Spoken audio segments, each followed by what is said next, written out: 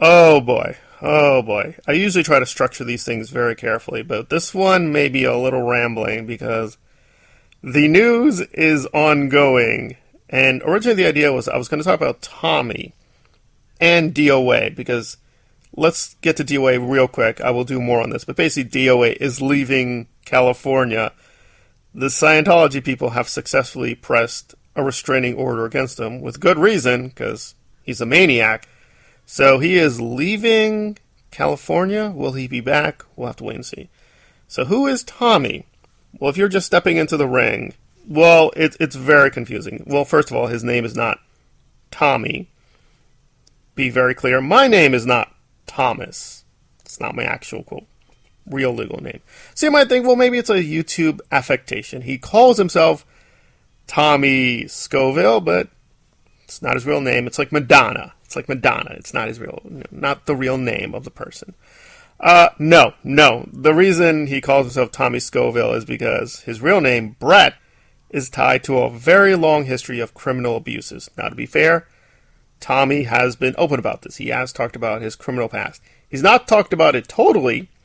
He's not been really honest. He says, well, I did this and I did that. That's true, but if you go through it more carefully, it's pretty devastating. The sheer amount of crimes, the number, the severity, it's really bad stuff. So more recently, he's tried to play as a redemption recovery guy.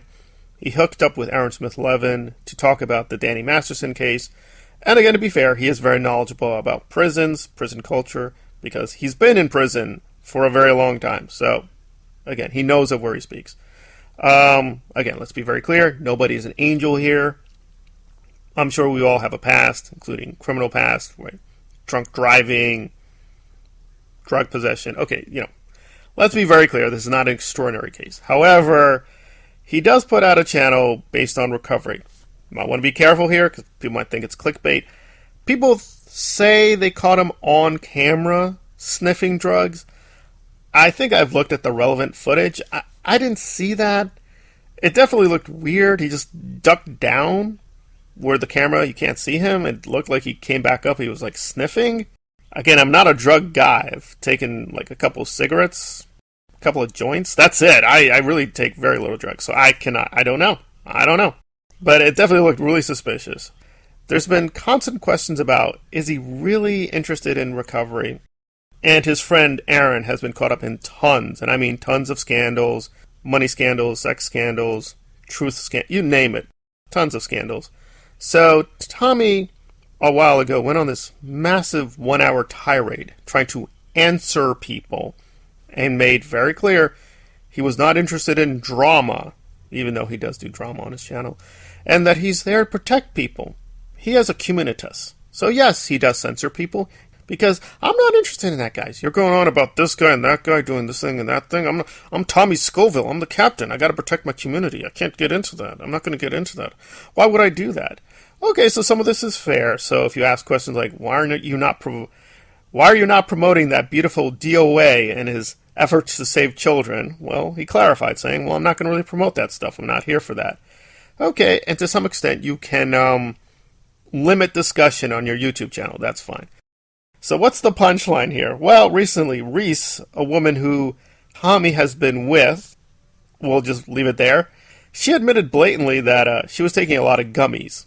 This is how out of it I am. I'm like, gummies? Like gummy bears? Like, I had no idea what she's talking about, so I have to look up gummies. Apparently there are these very potent drugs. They're like these candies, but they're infused with tons of drugs. And she admits, like, that was the highest she got in a long time. So she was high as a kite with Tommy. Now Thomas, not me Thomas, the other Thomas, the other fake Thomas. It gets confusing calling me Tommy and him Tommy. Anyway, so the fake Tommy, not me. I'm much more real than him.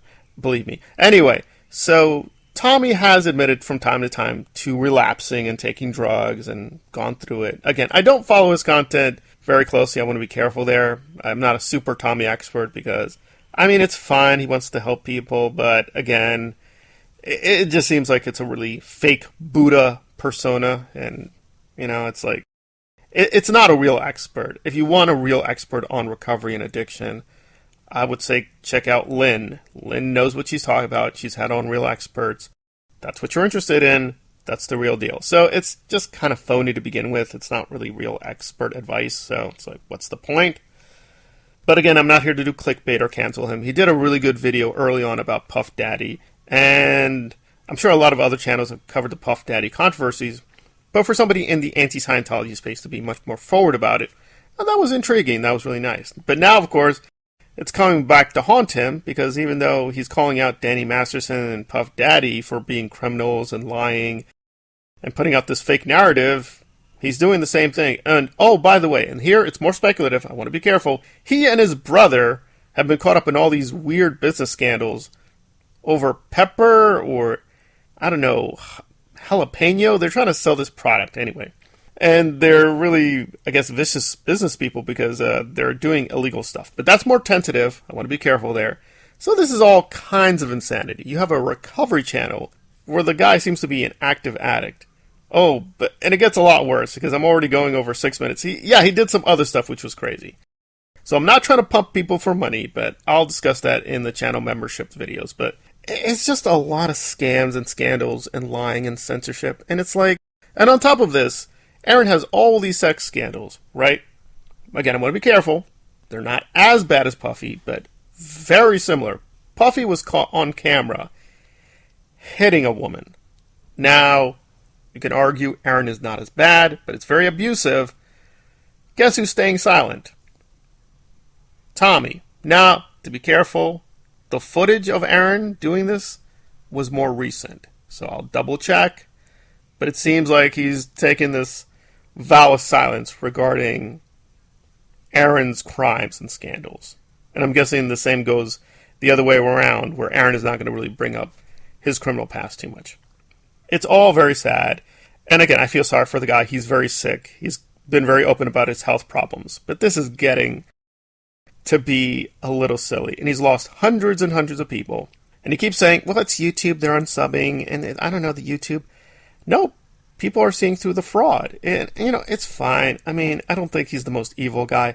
But really, if the main identity of your channel is come with me, we will recover together, and really you're still taking tons of drugs and doing all this weird behind-the-scenes business hustle stuff, I mean, it's just not honest. It's just very dishonest. Now, again, he has a fake name. I'm technically using a fake name on my YouTube channel.